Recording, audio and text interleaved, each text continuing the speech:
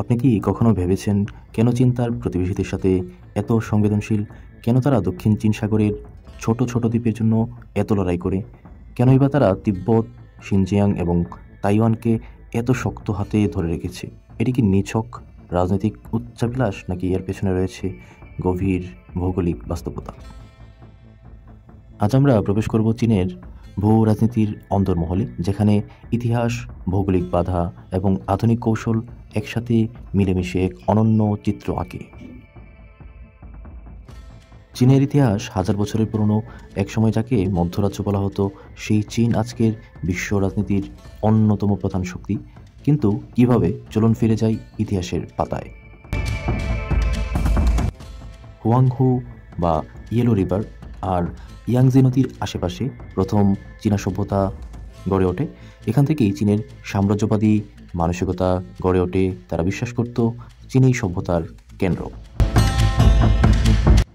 মঙ্গল মাঞ্চুদের আক্রমণ ঠেকাতে তৈরি হয়েছিল দ্য গ্রেট ওয়াল। এটি চীনের জন্য ভূ রাজনৈতিক বাধা সৃষ্টি করেছিল, যা তাদের অভ্যন্তরীণ সংহতির ওপর নির্ভরশীল করে তোলে।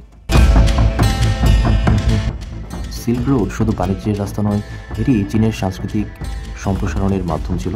এই পথেই চীন বিশ্বের বিভিন্ন অঞ্চলের সাথে সংযোগ স্থাপন করেছিল।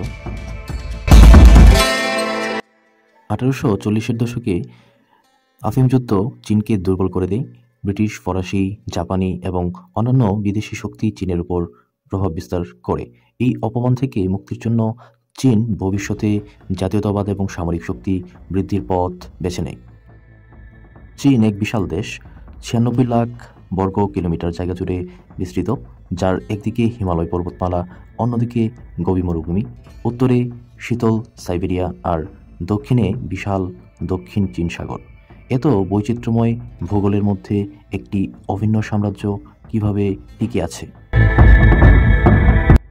হিমালয় শুধু চীনকে ভারতের আক্রমণ থেকে রক্ষা করে না, বরং এক বিশাল বাণিজ্যিক বাধা হিসেবেও কাজ করে। তাই চীন বরাবরই সাগরপথে বাণিজ্য সম্প্রসারণে জোর দিয়েছে। তিব্বত চীনের জন্য শুধু একটি রাজনৈতিক বিষয় নয়, এটি আসলে পানির উৎস। চীনের বড় বড় নদীগুলোর জন্ম এখান থেকে। তাই তিব্বতকে হাতছাড়া করা মানে ভবিষ্যতে পানি সংকটে পড়ার ঝুঁকি নেওয়া। শিনজিয়াং শুধু একটি মুসলিম সংখ্যাগরিষ্ঠ এলাকা নয়, এটি চীনের বিশাল জ্বালানি সম্পদের আধার। এখান থেকেই চীন শুধু মধ্য এশিয়ায় গ্যাস এবং তেল আমদানি নিশ্চিত করে। দক্ষিণ চীন সাগর চীনের জন্য অত্যন্ত গুরুত্বপূর্ণ, কারণ এটি বিশ্বের অন্যতম ব্যস্ততম শিপিং লাইন। চীন এখানে কৃত্রিম দ্বীপ তৈরি করে সামরিক ঘাঁটি গড়ে তুলেছে, যা প্রতিবেশী দেশগুলোর জন্য উত্তেজনা সৃষ্টি করছে। তাইওয়ান চীনের জন্য এক বিরাট কৌশলগত চ্যালেঞ্জ। এটি হারালে চীনের সামুদ্রিক আধিপত্য দুর্বল হয়ে পড়বে।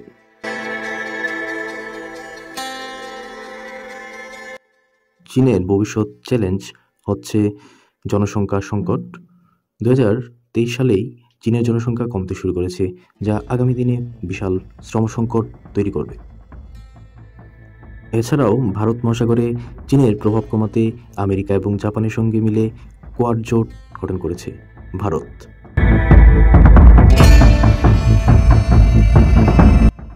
বিশ্বের শক্তিগুলোর মধ্যে ভারসাম্য বদলাচ্ছে এবং এই পরিবর্তনের কেন্দ্রে রয়েছে চীন। আপনি কি মনে করেন চীন তার ভূগোলের বাধা কাটিয়ে উঠতে পারবে, নাকি এর ইতিহাসের আরেকটি সাম্রাজ্যের মতোই ধ্বংস হয়ে যাবে?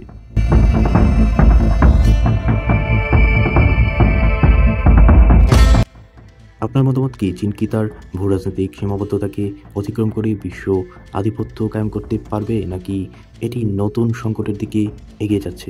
কমেন্টে জানিয়ে দিন আপনার মতামত। আর যদি আপনার ভিডিওটি ভালো লেগে থাকে, একটি লাইক দিন, শেয়ার করুন এবং চ্যানেলে সাবস্ক্রাইব করতে ভুলবেন না। আবার দেখা হবে এক নতুন ইতিহাসের বিশ্লেষণে। ততক্ষণ পর্যন্ত ভালো থাকুন।